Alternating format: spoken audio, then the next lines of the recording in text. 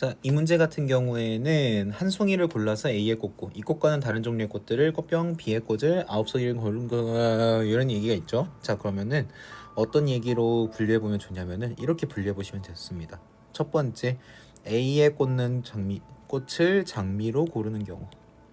그리고 두 번째는 A에다가 카네이션을 넣는 경우.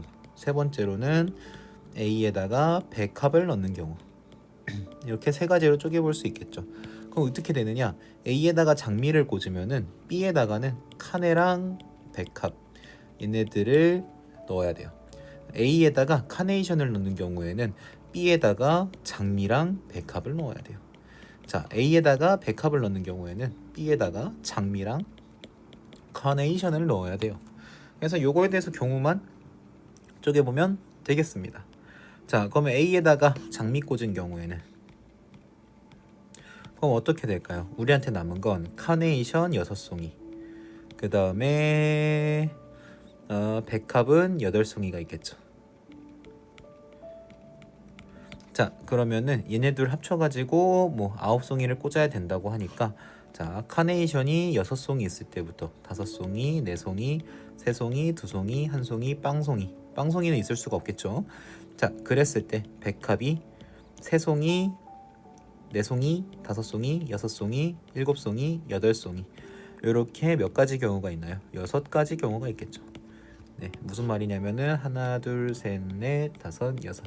이렇게 6가지 넣는 경우가 존재하겠죠. 또는 두 번째, 자, 카네이션을 A에다가 넣는 경우에 대해서 생각해 보겠습니다. 그럼 우리에게 남은 꽃은 무엇이 있느냐? 그러면은 장미꽃 8송이가 있고요.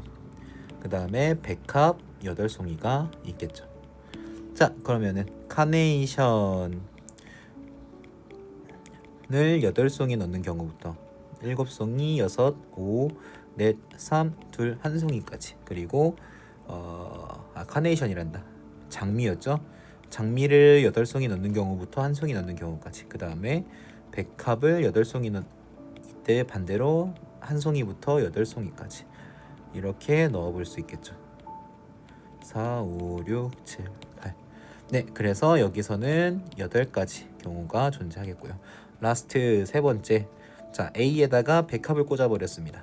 그러면은 B 같은 경우에는 장미랑 카네이션으로, 그래서 장미 8송이랑 카네이션 6송이로